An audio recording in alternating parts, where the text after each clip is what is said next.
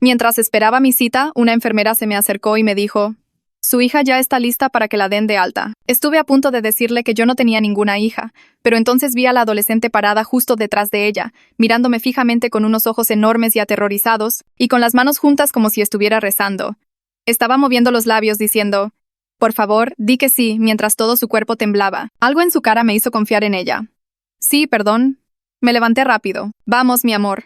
La enfermera sonrió y me dio una tabla con papeles.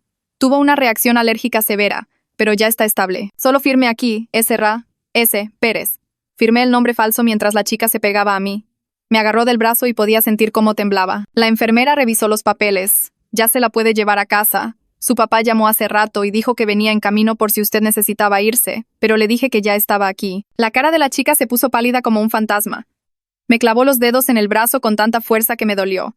Tan pronto como la enfermera se alejó, la chica susurró con urgencia: «Tenemos que irnos ya, antes de que él llegue». Corrimos hacia las puertas de salida y le pregunté qué estaba pasando. «¿Quién viene por ti?» Caminaba rápido a mi lado. «Estoy en una casa de acogida del DIF, pero no son una familia de verdad». «¿A qué te refieres?» Empujamos las puertas principales hacia el estacionamiento.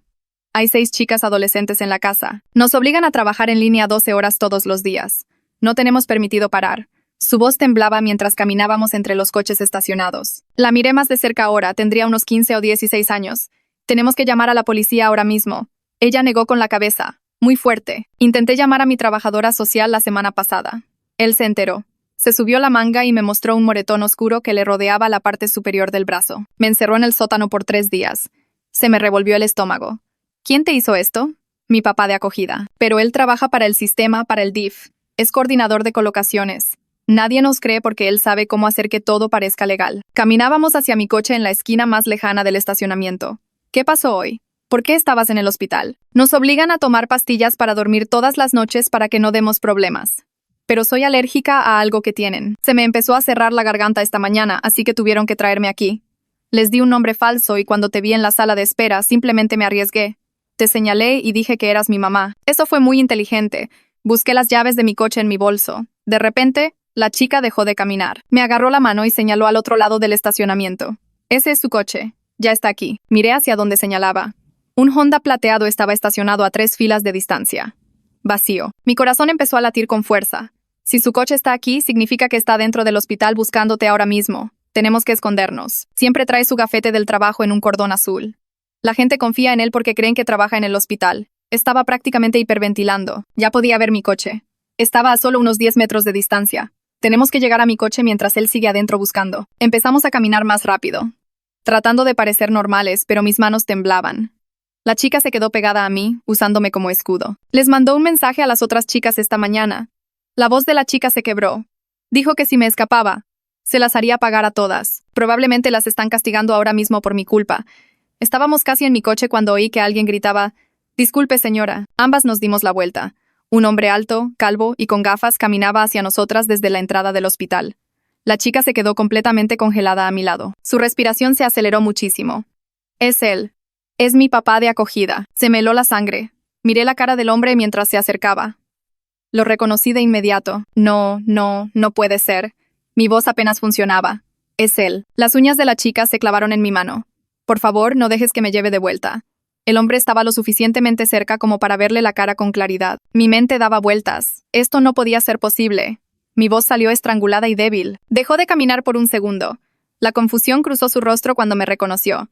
Pero sus ojos bajaron inmediatamente para ver a la chica que sostenía mi mano. «¿Qué haces aquí? ¿Y por qué estás con Sofía?». La chica susurró a mi lado. «Su nombre real es Pablo Reyes». Su voz temblaba. «Nos tiene a 6 en esa casa. Todos los papeles del DIF son falsos». Pablo dio un paso más cerca. Su voz era amigable, pero tenía un filo. «Ana», me dijo, «no entiendes lo que está pasando aquí». Sofía se confunde. «Tiene problemas de conducta.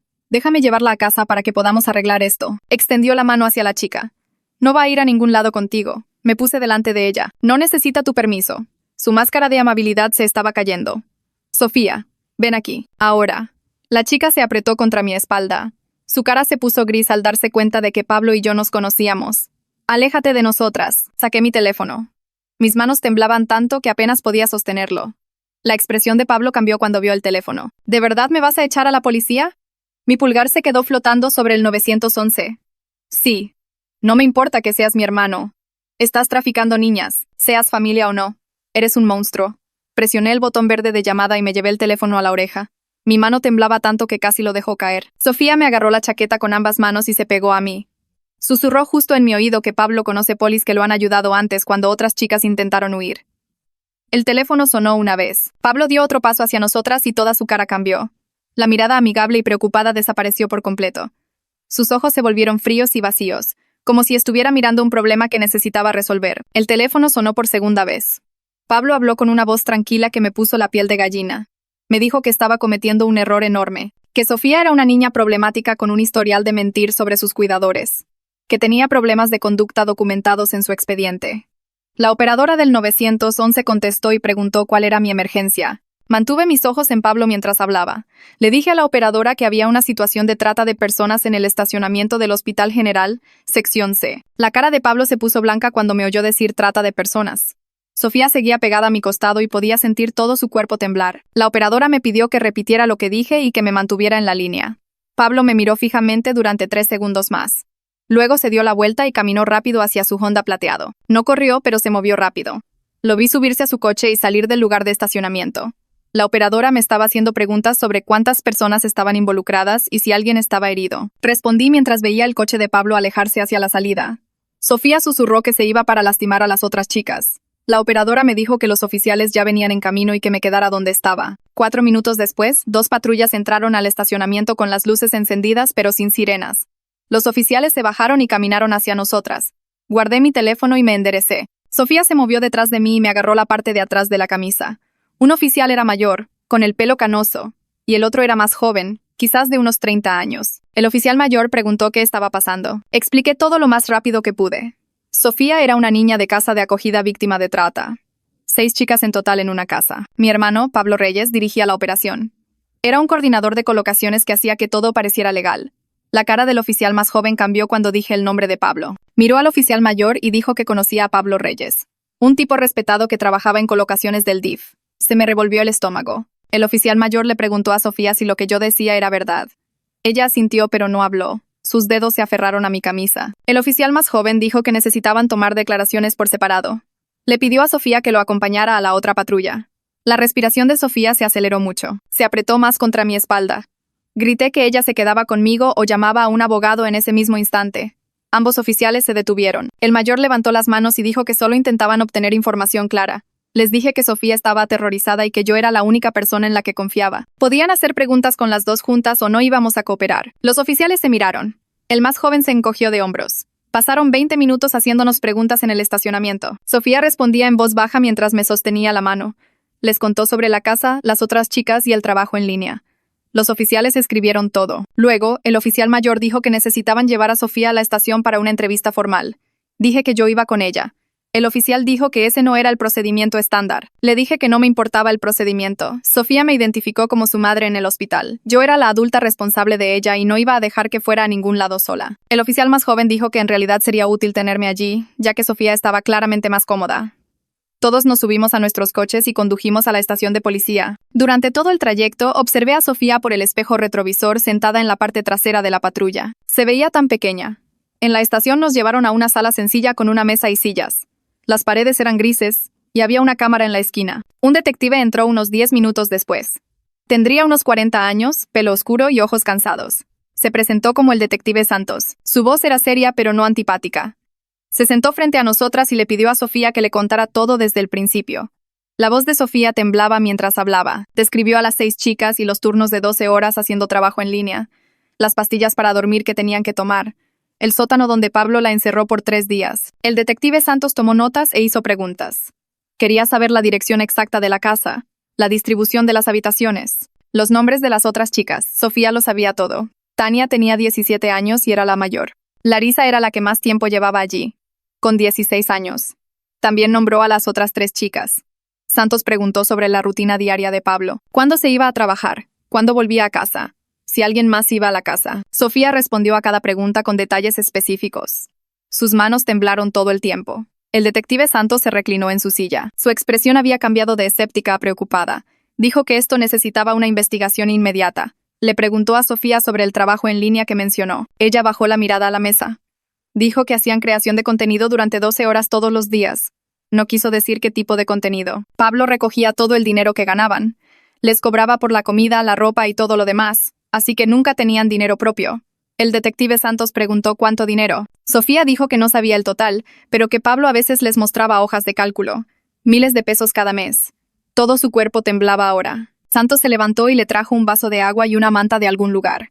Ella se la envolvió alrededor de los hombros.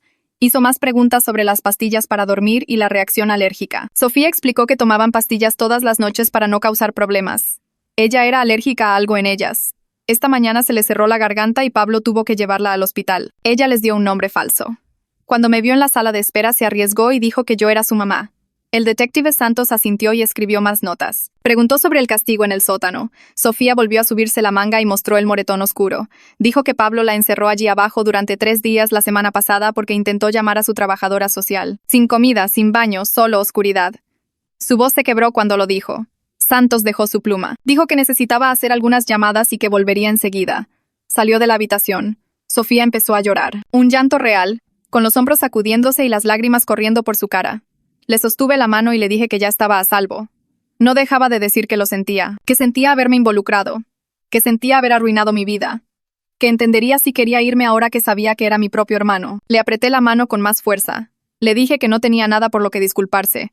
Pablo era el que debía disculparse. Ella no había arruinado nada. Algunas cosas son más importantes que la familia. Me miró con los ojos rojos y preguntó si realmente lo decía en serio. Dije que sí, que no me iba a ir a ningún lado. Sofía me miró con los ojos rojos e hinchados. Tenía toda la cara mojada de llorar. Se limpió la nariz con el dorso de la mano e intentó dejar de temblar. Le apreté los dedos con más fuerza y le dije que Pablo dejó de ser mi hermano en el segundo que descubrí lo que le estaba haciendo a unas niñas. Contuvo el aliento y sus ojos se abrieron aún más. Dije que la familia no significa nada cuando alguien lastima a los niños de esta manera. Asintió muy rápido y más lágrimas rodaron por su cara, pero estas parecían diferentes de alguna manera, como si tal vez realmente me creyera. Sus hombros se relajaron solo un poquito y se apoyó en mi brazo, y pude sentir cómo su respiración se calmaba, pasando de esos jadeos de pánico a algo más normal. La puerta se abrió y el detective Santos volvió a entrar cargando una carpeta. Se sentó frente a nosotras y su rostro se veía serio, pero no de mala manera. Dijo que acababa de colgar el teléfono con los oficiales de patrulla y que se dirigían a la casa de Pablo en ese momento para verificar cómo estaban las otras chicas. El cuerpo entero de Sofía dio un brinco. Su rostro cambió de asustado a algo como esperanza mezclada con miedo. Preguntó si realmente iban a ir para allá ahora mismo.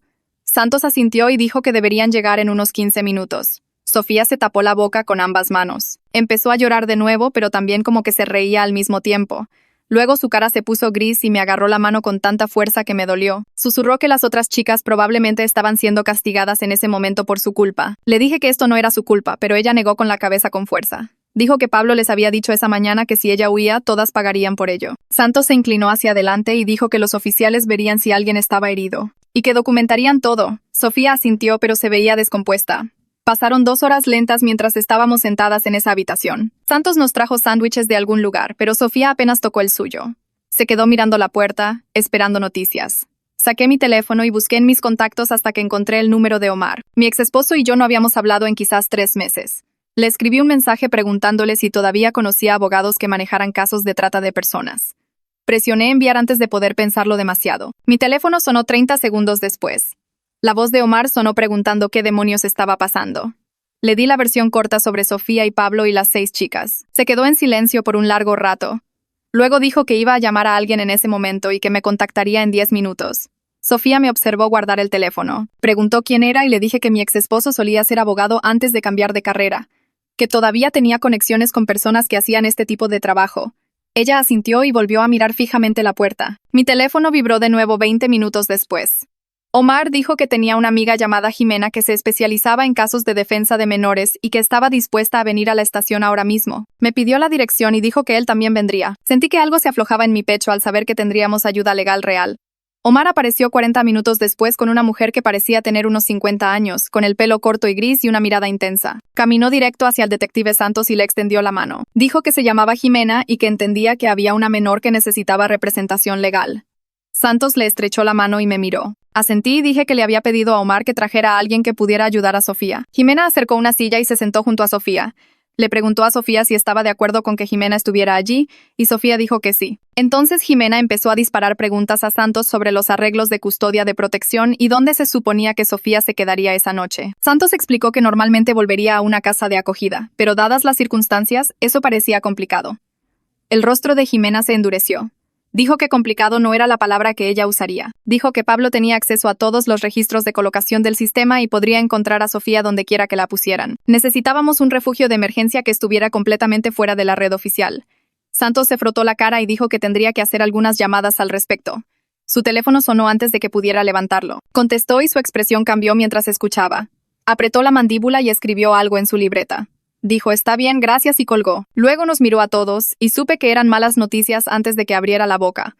Dijo que los oficiales acababan de irse de la casa de Pablo. Las 6 chicas estaban presentes y localizadas. La casa se veía normal y limpia. Las chicas dijeron que todo estaba bien y que no sabían de qué estaba hablando Sofía. Pablo fue cooperativo y respondió a todas las preguntas. Sofía hizo un sonido como si alguien la hubiera golpeado en el estómago. Su respiración se volvió muy rápida y fuerte.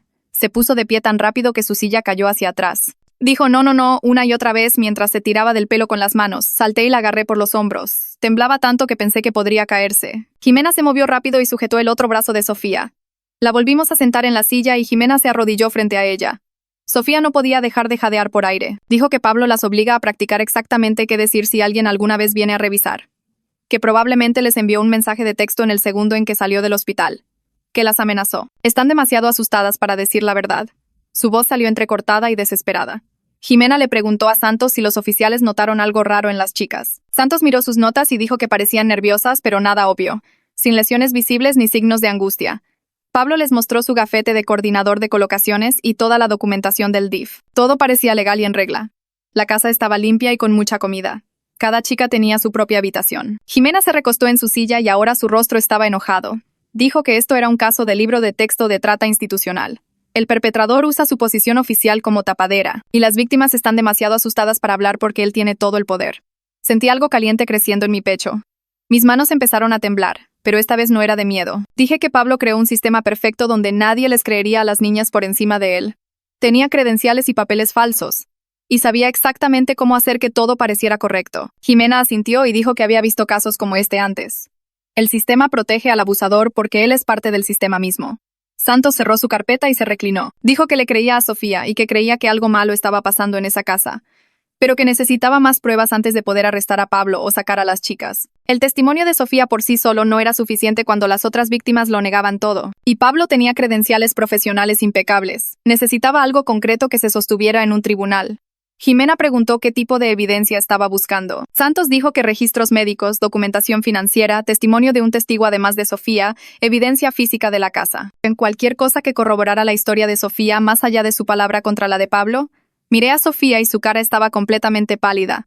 Parecía que iba a vomitar. Puse mi brazo alrededor de sus hombros y le dije a Santos que le conseguiríamos cualquier evidencia que necesitara, que Pablo no se iba a salir con la suya. Omar habló desde donde había estado sentado en silencio en la esquina. Dijo que necesitábamos llevar a Sofía a un examen médico completo ahora mismo para documentar todo, no solo la reacción alérgica, sino cualquier otro signo de lo que Pablo le había hecho. Jimena asintió de inmediato y dijo que era una idea inteligente porque crearía un rastro de papel oficial que Pablo no podría disputar. Explicó que la evidencia médica podría revelar cosas que Sofía ni siquiera había mencionado todavía. Porque a veces las víctimas no se dan cuenta de que ciertas lesiones o síntomas están conectados con su abuso. El detective Santos estuvo de acuerdo y dijo que podía organizar un examen con una enfermera forense en un hospital diferente al otro lado de la ciudad, donde Pablo no tuviera conexiones ni influencia. Sofía pareció asustada cuando mencionaron otro hospital, pero le apreté la mano y le dije que esto era importante. Necesitábamos pruebas que se mantuvieran en la corte. Ella asintió lentamente y susurró, «Está bien». En 20 minutos estábamos en el coche de Omar conduciendo hacia el Hospital General del otro lado de la ciudad. Sofía iba sentada en el asiento trasero, mirando por la ventana y mordiéndose las uñas. Podía ver sus manos temblar cada vez que nos deteníamos en un semáforo en rojo. Jimena nos siguió en su propio coche y nos encontramos en la entrada de urgencias. Ella ya había llamado y una enfermera forense nos estaba esperando en una sala de examen privada. La enfermera se presentó y le explicó a Sofía exactamente en qué consistiría el examen. Documentaría cualquier moretón, lesión o signo de desnutrición. Fotografiaría todo y escribiría un informe detallado. Los ojos de Sofía se llenaron de lágrimas, pero aceptó. La enfermera me pidió que esperara afuera durante el examen porque debía realizarse sin ninguna influencia potencial de adultos. Jimena se quedó con Sofía como su defensora mientras Omar y yo nos sentamos en la sala de espera. Mis manos no dejaban de temblar. Saqué mi teléfono y lo miré fijamente durante mucho tiempo antes de finalmente armarme de valor para llamar a mis padres. Necesitaban escuchar esto de mí antes de que Pablo llegara a ellos con su versión de los hechos. Mi padre, Roberto, contestó al tercer timbrazo. Podía oír la televisión de fondo. Le dije que necesitaba hablar con él sobre algo serio que involucraba a Pablo. Su voz se tensó de inmediato y preguntó qué estaba pasando. Le expliqué que estaba en un hospital con una adolescente que había escapado de la casa de acogida de Pablo. Le dije que Pablo estaba traficando niñas y que lo había denunciado a la policía. El silencio al otro lado de la línea duró tanto que pensé que se había cortado la llamada. Entonces mi padre explotó. Su voz se volvió fuerte y enojada mientras exigía saber de qué estaba hablando. Dijo que debía estar confundida o equivocada porque Pablo nunca haría algo así.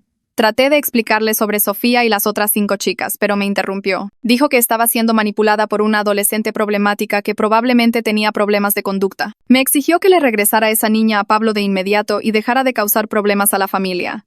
Sentí el pecho apretado y apenas podía respirar. Le dije que yo misma vi a Pablo en el hospital tratando de llevarse a Sofía. Le expliqué que ella tenía evidencia física de abuso y que una enfermera forense la estaba examinando en ese momento. La voz de mi padre se volvió aún más furiosa. Dijo que los niños de acogida a menudo provienen de malas situaciones y tienen lesiones de colocaciones anteriores. Me acusó de sacar conclusiones precipitadas sobre mi propio hermano sin conocer la historia completa. Dijo que Pablo había dedicado su carrera a ayudar a jóvenes con problemas y que yo estaba destruyendo su reputación con acusaciones falsas.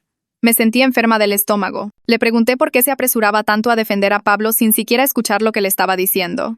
Dijo que porque Pablo era su hijo y lo conocía mejor que a una adolescente cualquiera que acababa de conocer. La conversación dio vueltas en círculos durante otros 5 minutos, negándose él a creer cualquier cosa que yo dijera. Finalmente, me dijo que necesitaba pensar muy cuidadosamente sobre lo que le estaba haciendo a la reputación de la familia.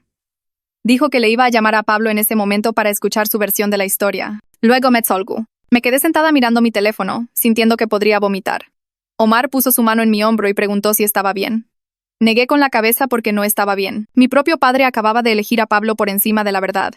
Se pondría del lado de mi hermano sin importar qué evidencia le mostrara. 40 minutos después, Sofía salió de la sala de examen luciendo completamente agotada. Tenía los ojos rojos de llorar y caminaba lentamente como si cada paso le doliera. La enfermera forense llevó a Jimena a un lado y hablaron en voz baja durante varios minutos. Observé cómo la cara de Jimena se ponía cada vez más seria mientras la enfermera le mostraba una tableta con fotos y documentación. La mandíbula de Jimena se tensó y sus manos se cerraron en puños a los costados. Cuando terminaron de hablar, Jimena se acercó a donde estábamos sentados Omar y yo.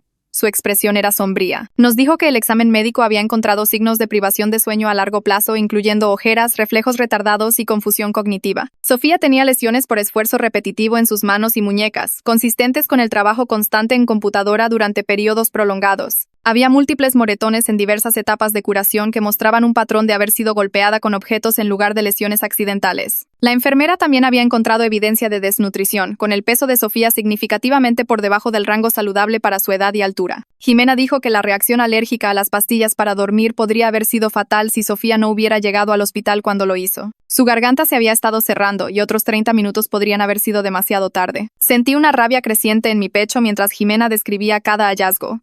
Esto era mucho peor de lo que Sofía nos había dicho inicialmente. El detective Santos llamó mientras aún estábamos en el hospital y Jimena lo puso al tanto de la evidencia médica. Podía oír su voz a través del teléfono, sonando entusiasmado. Dijo que esto le daba suficiente para una orden de registro de emergencia para confiscar las computadoras y los registros financieros de Pablo. Explicó que tomaría unos días ejecutar la orden, pero ahora tenían fundamentos legales para cavar más profundo en la operación de Pablo. Cuando Jimena colgó, miró a Sofía y preguntó dónde se suponía que se quedaría esa noche.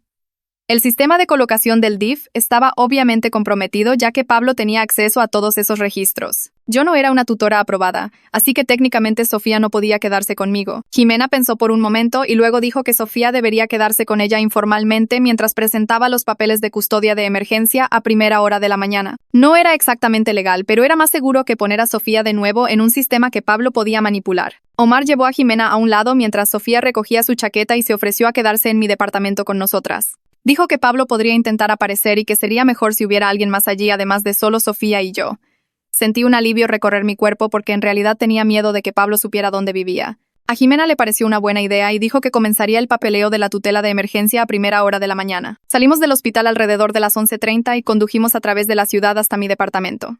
Sofía iba sentada en el asiento trasero mirando por la ventana sin decir nada. Omar nos siguió en su coche. Las calles estaban casi vacías y yo seguía revisando mi espejo retrovisor para asegurarme de que Pablo no nos estuviera siguiendo. Mis manos temblaban en el volante. Entramos al estacionamiento de mi complejo de departamentos justo antes de la medianoche. Omar se estacionó a nuestro lado y ayudó a llevar las cosas de Sofía adentro. No tenía ninguna pertenencia con ella, ya que escapó del hospital usando solo la ropa que traía puesta. Le di una de mis pijamas viejas y la instalé en mi cuarto de invitados con sábanas limpias y cobijas extras. No dejaba de decir gracias una y otra vez. Se disculpó por arruinar mi vida y causar problemas con mi familia. Me senté en el borde de la cama y le dije que no tenía nada por lo que disculparse. Dije que ahora estaba a salvo y que eso era todo lo que importaba. Me miró con lágrimas en los ojos y asintió. Omar se acomodó en mi sofá con una almohada y una cobija. Fui a mi habitación, pero no pude conciliar el sueño. Me quedé acostada en la oscuridad pensando en las otras 5 chicas que seguían atrapadas en la casa de Pablo. Probablemente estaban siendo castigadas en ese momento porque Sofía escapó. Pablo estaría enojado y se desquitaría con ellas. Seguí pensando en mi hermano e intentando recordarlo de niño. Solíamos jugar juntos en el patio trasero. Él me enseñó a andar en bicicleta. No podía entender cómo esa persona se convirtió en alguien que lastimaría a los niños. Mi cerebro no podía hacer que esas 2 versiones de Pablo encajaran. Finalmente me quedé dormida alrededor de las 4 de la mañana y me desperté 3 horas después cuando sonó mi teléfono. Era Jimena llamando. Me dijo que estaba solicitando la tutela de emergencia a mi nombre esa mañana. Explicó que me daría autoridad legal para tomar decisiones por Sofía. La audiencia estaba programada para dentro de 3 días. Le di las gracias y colgué. Luego, el detective Santos llamó 20 minutos después. Dijo que Pablo había contratado a un abogado defensor caro durante la noche. El abogado ya estaba alegando que Sofía tenía un historial documentado de problemas de conducta y acusaciones falsas contra familias de acogida anteriores. Se me cayó el estómago cuando escuché esto. Me di cuenta de que Pablo se había estado preparando para esta posibilidad. Tenía papeles falsos listos para desacreditar a Sofía incluso antes de que escapara. El detective Santos dijo que necesitarían evidencia sólida para contrarrestar la estrategia de defensa de Pablo. Sentí que mi esperanza comenzaba a hundirse. Sofía salió del cuarto de invitados y me escuchó hablar por teléfono. Preguntó qué pasaba. Le conté sobre el abogado de Pablo y los informes de conducta falsos. Su rostro se puso pálido. Se sentó en la mesa de mi cocina y explicó que Pablo mantenía archivos detallados de las 6 chicas. Creaba informes de conducta falsos documentando problemas e incidentes inventados. Usaba estos archivos para desacreditarlas si alguna vez intentaban denunciarlo. Las hacía parecer niñas problemáticas en las que no se podía confiar. Dijo que Pablo había estado construyendo esos archivos durante meses. Omar se acercó desde el sofá y escuchó a Sofía explicar el sistema de Pablo. Sugirió que intentáramos contactar a las otras 5 chicas directamente. Quizás una de ellas estaría dispuesta a hablar ahora que Sofía estaba a salvo. Jimena volvió a llamar y advirtió que contactar a las chicas podría considerarse interferencia con la investigación. Pero el detective Santos dijo que si las chicas nos contactaban voluntariamente, eso sería diferente. Sofía recordó una dirección de correo electrónico que una de las chicas llamada Tania había memorizado antes de que Pablo les quitara sus teléfonos. Tania era la chica mayor, con 17 años. Creé una nueva cuenta de correo electrónico usando un nombre falso para que Pablo no pudiera rastrearla. Sofía me ayudó a escribir un mensaje para Tania. Le explicamos que Sofía estaba a salvo y se quedaba con alguien que quería ayudar. Le preguntamos si Tania también quería ayuda para salir. Enviamos el correo electrónico alrededor de las 9 de la mañana. Luego esperamos. Pasaron 6 horas sin respuesta. Empecé a pensar que Pablo ya había cambiado todas sus contraseñas o bloqueado su acceso de alguna manera. Sofía revisaba mi teléfono cada pocos minutos buscando una respuesta. Omar pidió pizza para almorzar, pero ninguno de nosotros comió mucho. Estaba mirando mi teléfono cuando finalmente vibró a las 3:15. Un nuevo correo electrónico de una cuenta que no reconocí. El mensaje decía, soy Tania y que él les quitó los teléfonos, pero yo estoy en una computadora en la biblioteca pública. Dijo que tenía miedo.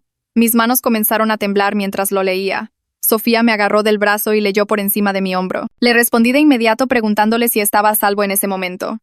Respondió que tenía que usar una computadora de la biblioteca por 1 hora, y que Pablo pensaba que estaba en un grupo de estudio de la escuela. Nos escribimos correos de ida y vuelta durante los siguientes 20 minutos. Tania confirmó todo lo que Sofía nos había dicho sobre la casa y el trabajo en línea. Añadió que Pablo las amenazó a todas esa mañana. Dijo que si alguien intentaba irse, las reportaría como fugitivas. Eso las enviaría a un centro de detención juvenil porque no tenían otra familia.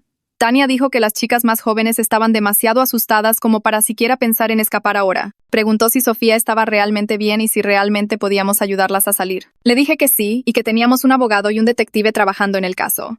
Entonces los mensajes de Tania dejaron de llegar. Sofía dijo que su hora en la biblioteca debía haber terminado. Nos quedamos sentadas mirando mi teléfono, esperando que volviera a conectarse, pero no llegó nada. Le reenvié el último mensaje de Tania al detective Santos de inmediato y lo llamé. Contestó al segundo timbrazo y le expliqué que habíamos estado escribiéndonos con otra chica de la casa de Pablo que confirmaba todo lo que Sofía había dicho. El detective Santos me pidió que le enviara capturas de pantalla de toda la conversación y dijo que esto era exactamente lo que necesitaban. Una segunda víctima dispuesta a hablar lo cambiaba todo. Preguntó si Tania podía ir a la estación de policía mañana durante el periodo de almuerzo de su escuela, cuando Pablo no la estaría monitoreando. Le dije que le enviaría un correo de vuelta y le preguntaría. Sofía estaba sentada a mi lado en el sofá, luciendo esperanzada por primera vez en días. Escribí un mensaje a Tania explicándole que el detective Santos quería reunirse con ella mañana en el almuerzo y que podíamos mantenerla a salvo. Presioné enviar y esperamos. 20 minutos después, Tania respondió diciendo que podía llegar a la estación si le dábamos la dirección. Añadió más detalles sobre las otras chicas de la casa. Una chica llamada Larisa había estado con Pablo por más tiempo, casi 2 años. Tania dijo que Larisa estaba tan asustada de irse que Pablo la había convencido de que nadie más la cuidaría. Pero las otras 3 chicas eran más jóvenes y todas seguían lo que Larisa hiciera. Tania dijo que si Larisa se quedaba, las chicas más jóvenes también se quedarían porque confiaban en su juicio. Le leí esto a Sofía y ella asintió. Dijo que Larisa solía hablar de huir cuando llegó por primera vez. Pero Pablo la destrozó con el tiempo. Le dijo que estaba demasiado dañada para que alguien más la quisiera. La voz de Sofía se apagó cuando dijo que Pablo usaba el mismo método con todas ellas. Le envié la información al detective Santos y él me devolvió la llamada en 5 minutos. Sonaba emocionado y dijo que tener 2 víctimas dispuestas a testificar les daba suficiente para ejecutar la orden de incautación de computadoras. Me dijo que le diera a Tania la dirección de la estación y que él arreglaría todo para mañana. Después de colgar, Omar preparó la cena mientras Sofía y yo nos sentamos en la mesa de la cocina. Ella seguía revisando mi teléfono cada pocos minutos para ver si Tania enviaba algo más. Alrededor de las 8 de esa noche, mi teléfono sonó con el número de mi madre. Casi no contesto, pero algo me hizo tomar la llamada. Mi madre estaba llorando antes de que yo dijera hola. Me rogó que retirara estas acusaciones contra Pablo y me explicó que mi padre había tenido una larga charla con él más temprano. Pablo les dijo que Sofía era una mentirosa patológica con un historial documentado de hacer falsas acusaciones de abuso contra familias de acogida anteriores. La voz de mi madre temblaba mientras decía que Pablo les mostró papeles oficiales que probaban que Sofía había acusado a otras 3 familias de cosas terribles. Intenté interrumpir, pero ella siguió hablando. Dijo que Pablo estaba desconsolado de que yo le creyera a una adolescente problemática por encima de mi propio hermano. Finalmente logré meter baza y le hablé de la evidencia médica del hospital. Mencioné el testimonio de Tania y las otras chicas atrapadas en esa casa. Mi madre se quedó en silencio por un segundo y luego dijo que Pablo ya había explicado todo eso. Les mostró el expediente de acogida completo de Sofía con evaluaciones psicológicas e informes de incidentes de colocaciones anteriores. El archivo documentaba que Sofía inventaba historias sobre abuso para llamar la atención. Se me revolvió el estómago al darme cuenta de que la documentación falsa de Pablo estaba funcionando exactamente como Sofía dijo que lo haría. Mi madre dijo que las notas del terapeuta en el archivo mostraban que Sofía tenía serios problemas de conducta y un patrón de manipulación de adultos. Le dije a mi madre que esos archivos eran falsos y que Pablo los creó para desacreditar a las chicas si alguna vez lo denunciaban. Ella preguntó cómo podía yo saber eso y le dije que porque Sofía me contó todo su sistema. El llanto de mi madre se hizo más fuerte y dijo que estaba eligiendo creer las mentiras de una extraña por encima de mi propia familia. Me dijo que todos estaban apoyando a Pablo y que si continuaba con estas acusaciones me estaba aislando de todos ellos. Traté de explicarle sobre la evidencia médica y la investigación del detective Santos, pero no estaba escuchando. Dijo que tenía una elección que hacer en ese momento. O admitía que estaba equivocada sobre Pablo, o perdía a toda mi familia. Abrí la boca para responder, pero ella colgó antes de que pudiera decir algo. Me quedé sentada mirando la pantalla de mi teléfono. Omar se acercó y preguntó qué había pasado, pero no pude articular palabra. Sofía apareció en la puerta, luciendo preocupada. Solo negué con la cabeza y ella entró a la cocina.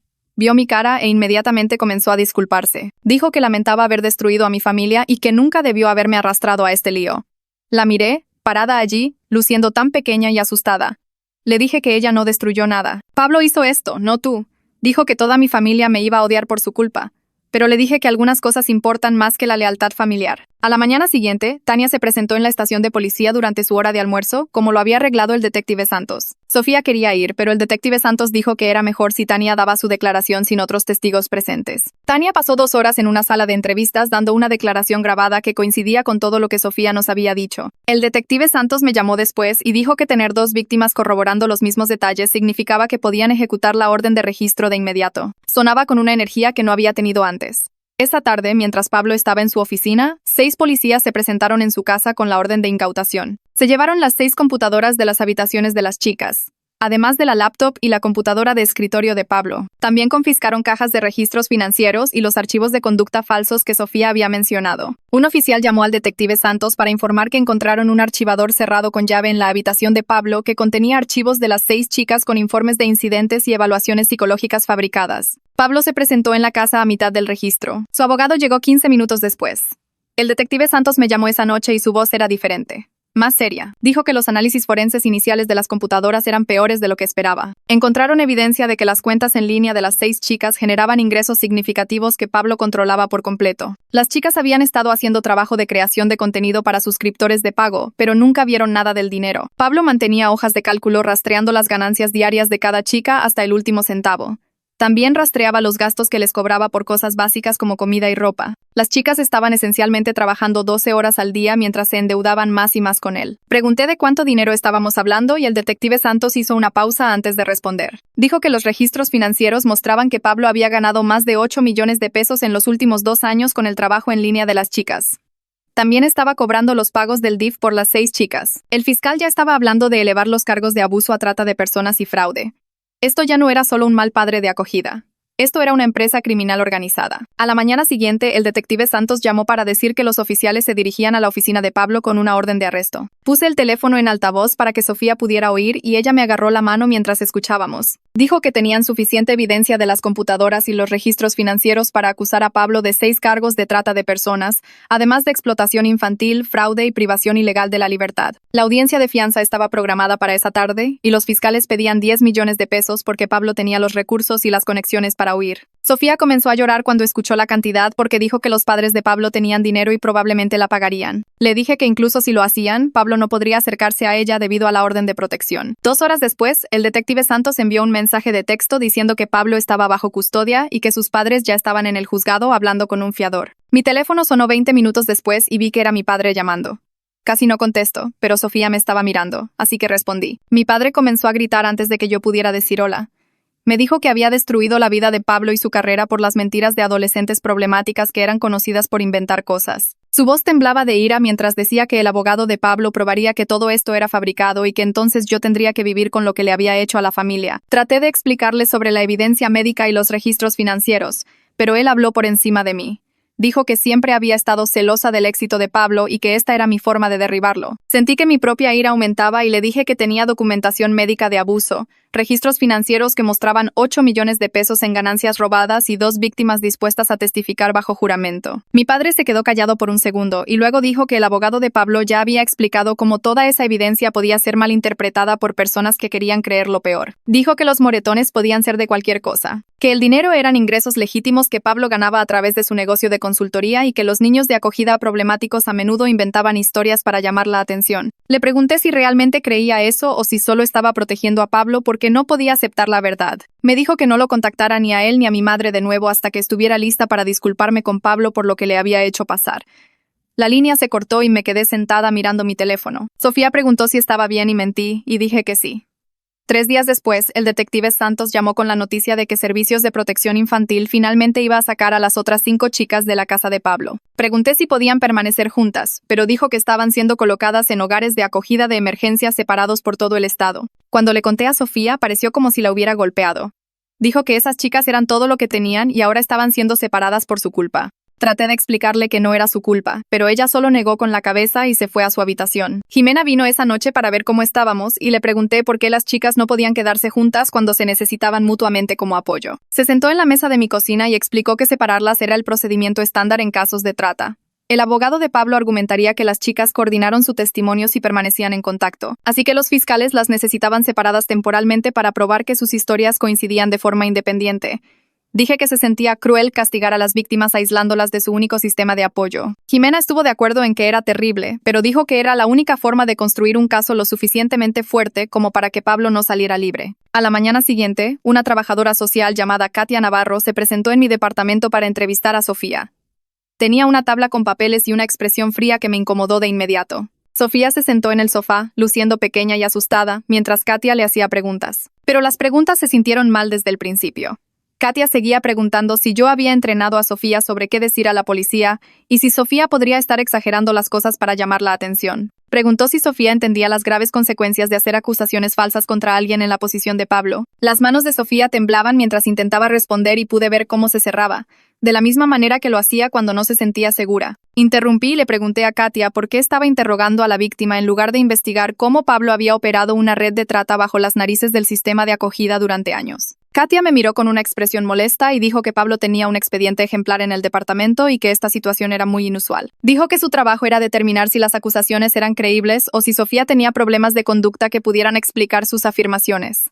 Sentí que se me acababa la paciencia y le dije que se fuera de mi departamento. Katia se levantó lentamente y dijo que presentaría un informe sobre mi comportamiento hostil y poco cooperativo. Tan pronto como se fue, llamé a Jimena y le expliqué lo que pasó.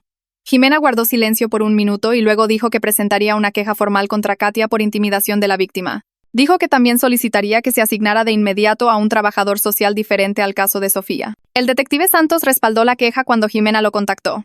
Y 2 días después, recibimos la notificación de que Katia había sido retirada de la investigación. La audiencia de tutela de emergencia de Sofía llegó un martes por la mañana frío, 3 semanas después de que la vi por primera vez en esa sala de espera del hospital. Entramos juntas al juzgado y la mano de Sofía estaba helada en la mía. El abogado de Pablo ya estaba allí con un traje caro y me dirigió una mirada que me puso la piel de gallina.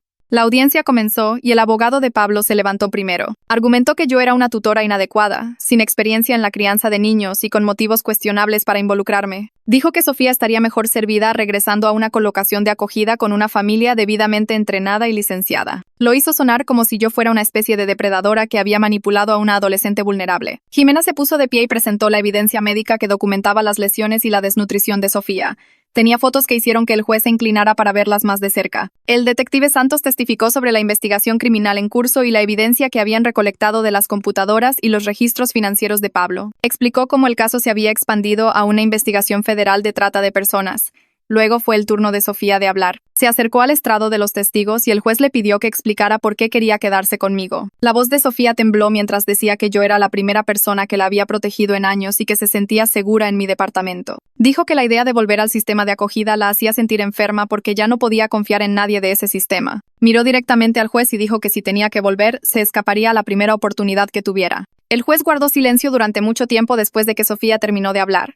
Miró toda la evidencia y luego a mí. Me preguntó si entendía la responsabilidad que estaba asumiendo y si estaba preparada para los desafíos venideros. Dije que sí, y lo dije en serio. El juez me concedió la tutela temporal por 90 días, con una audiencia de revisión programada al final de ese periodo. Sofía comenzó a llorar y me agarró la mano mientras salíamos de la sala del tribunal. Jimena nos abrazó a ambas en el pasillo y dijo que este era solo el primer paso, pero era uno bueno.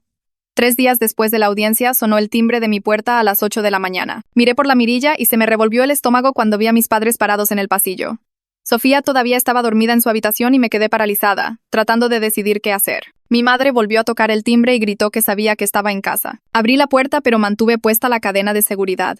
Mi padre se abalanzó y exigió que los dejara entrar para que pudieran hablar con Sofía. Dijo que ella necesitaba decirles la verdad sobre lo que realmente sucedió con Pablo. Les dije que Sofía estaba durmiendo y que tenían que irse. Mi madre empezó a llorar y dijo que la estaba alejando de su nieta. Le recordé que Sofía no era su nieta y que no tenían ningún derecho legal a verla. La cara de mi padre se puso roja y empujó la puerta. La cadena aguantó, pero retrocedí y grité llamando a Omar. Él vino corriendo desde la cocina y vio a mi padre tratando de forzar la puerta para abrirla. Omar les dijo que retrocedieran o llamaría a la policía.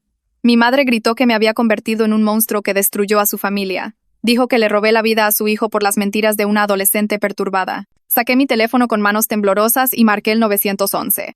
Mi padre finalmente dejó de empujar la puerta y me miró como si no me reconociera. Le dije a la operadora que mis padres estaban violando una orden de protección e intentando entrar a la fuerza en mi departamento. Mi madre seguía llorando y diciendo que estaba eligiendo a una extraña por encima de mi propia familia.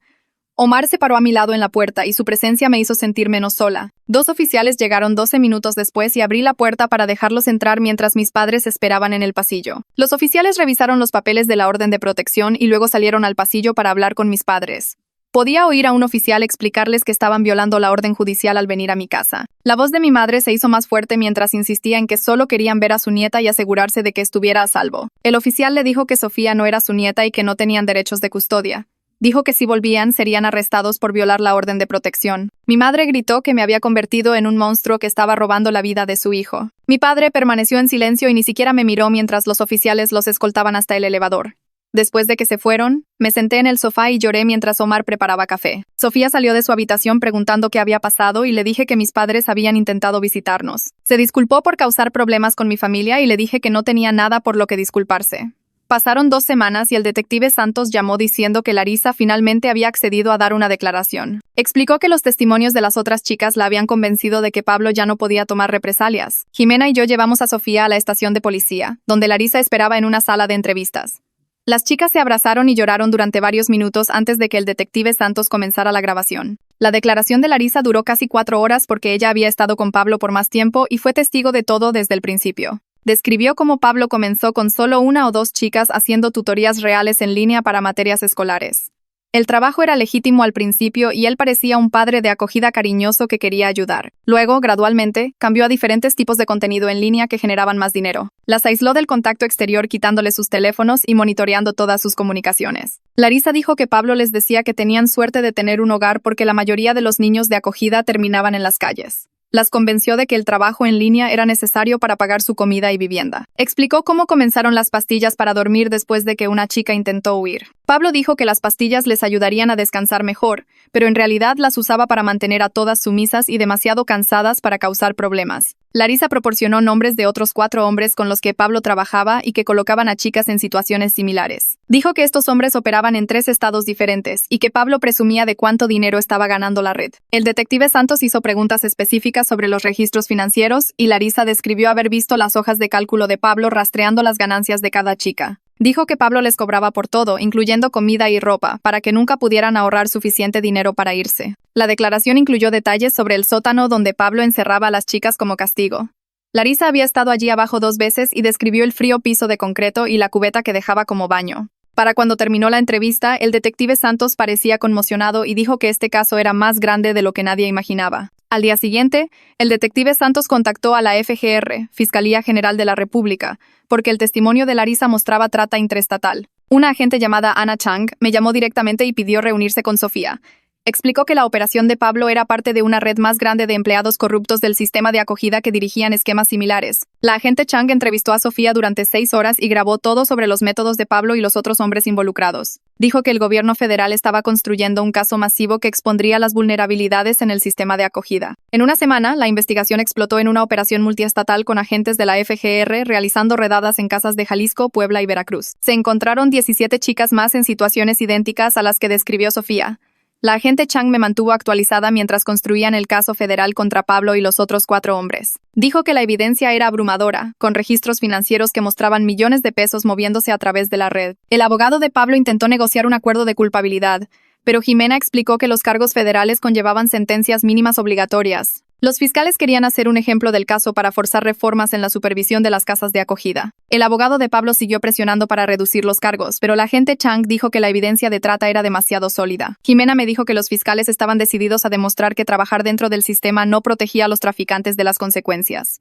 El proceso legal se prolongó durante semanas con constantes mociones y audiencias. Sofía tuvo que testificar ante un gran jurado, lo cual la aterrorizó. Pero lo hizo de todos modos. Me senté fuera de la sala del tribunal mientras ella daba su testimonio y le sostuve la mano cuando salió llorando. 3 meses después de que Sofía escapara del hospital, Pablo se paró en un tribunal federal y se declaró culpable de todos los cargos. El juez lo sentenció a 28 años en una prisión federal sin posibilidad de libertad anticipada. Los otros 4 hombres de la red recibieron sentencias similares, que iban de 22 a 30 años. La agente Chang llamó para decirme que habían rescatado a 17 chicas más de varios lugares y habían desmantelado toda la red de trata. Dijo que la valentía de Sofía en ese estacionamiento del hospital había salvado docenas de vidas. Lloré cuando colgué el teléfono porque la realidad de lo que podría haberle pasado a Sofía finalmente me golpeó. Si ella no me hubiera señalado en esa sala de espera, todavía estaría atrapada en la casa de Pablo, o peor. Las otras 5 chicas de la casa de Pablo fueron colocadas en hogares de acogida separados por todo el estado. Jimena explicó que necesitaban ubicaciones diferentes para evitar cualquier apariencia de coordinación de testimonios.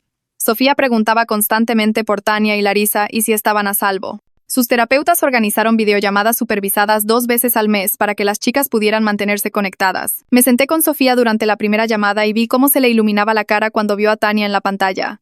Hablaron sobre sus nuevas escuelas y sus sesiones de terapia. Larisa se unió a la llamada y le dijo a Sofía que estaba aprendiendo a tocar la guitarra en su nueva casa. Las 3 chicas luchaban con problemas de confianza y ansiedad, pero se estaban adaptando lentamente. La terapeuta de Sofía dijo que mantener estas conexiones era importante para su recuperación, aunque todavía no pudieran verse en persona. Mis padres enviaron un correo electrónico a través de su abogado 6 semanas después de la sentencia de Pablo. El mensaje reconocía que Pablo había confesado todo y preguntaba si estaría dispuesta a reunirme con ellos para hablar. Leí el correo 3 veces, tratando de descifrar cómo me sentía. Una parte de mí quería verlos e intentar reconstruir algún tipo de relación, pero la mayor parte de mí se sentía enojada de que les tomara una confesión y una sentencia de 28 años para creerme. Respondí a través de Jimena diciendo que necesitaba más tiempo para procesar todo lo que había sucedido. Les dije que aún no estaba lista para reunirme y que no sabía cuándo lo estaría. Mi madre respondió preguntando si Sofía estaría dispuesta a verlos a ellos. Borré ese correo sin responder porque Sofía tenía suficiente con qué lidiar sin que mis padres intentaran meterse en su vida. Sofía comenzó a ir a terapia 2 veces por semana con una especialista en trauma por trata de personas. Se inscribió en la escuela en línea porque las aulas regulares le provocaban demasiada ansiedad. La idea de estar en una habitación con otros adolescentes la hacía entrar en pánico. Su terapeuta dijo que esto era normal y que trabajarían para volver a la escuela regular cuando Sofía se sintiera lista. Algunos días eran buenos y Sofía parecía casi una adolescente normal viendo películas y hablando de música. Otros días apenas salía de su habitación y podía oírla llorar a través de la puerta. Tenía pesadillas la mayoría de las noches y se despertaba gritando. Las pastillas para dormir que Pablo la obligaba a tomar habían creado una asociación entre el sueño y el peligro. Su terapeuta le recetó un medicamento diferente para ayudar, pero Sofía estaba aterrorizada de tomar cualquier cosa. Me sentaba con ella todas las noches hasta que se quedaba dormida y dejaba la puerta de mi habitación abierta para que pudiera venir a buscarme si tenía una pesadilla. El progreso era lento, pero la terapeuta dijo que Sofía estaba mejor que la mayoría de los sobrevivientes de trata en esta etapa. La observé comenzar a confiar lentamente en que realmente estaba a salvo y que nadie iba a llevársela de regreso.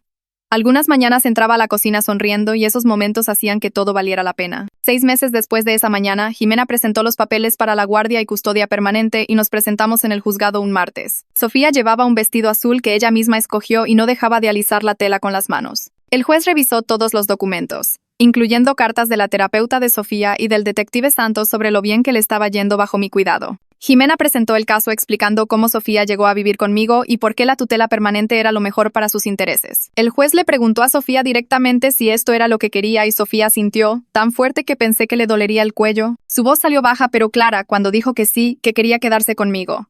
El juez firmó la orden allí mismo, haciéndolo oficial, y Sofía me agarró la mano con tanta fuerza. Las lágrimas corrían por su rostro, pero estaba sonriendo más grande de lo que jamás la había visto. Salimos de ese juzgado y no dejaba de decir gracias una y otra vez hasta que le dije que no necesitaba agradecerme por nada.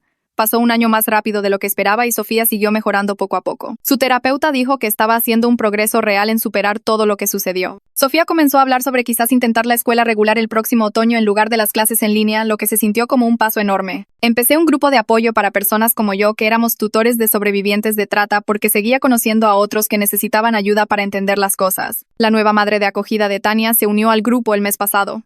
Se sintió bien saber que esas chicas seguían conectadas de alguna manera. Mis padres llamaban a veces y las conversaciones eran cortas e incómodas, pero al menos lo estaban intentando. Sofía me dijo una noche que tomé la decisión correcta ese día en el estacionamiento del hospital, y escucharla decir eso hizo que se me apretara el pecho. Algunos días seguían siendo muy difíciles, cuando Sofía tenía pesadillas o no podía levantarse de la cama, pero estábamos construyendo algo real juntas, y verla empezar a confiar lentamente en el mundo de nuevo hizo que cada sacrificio valiera la pena.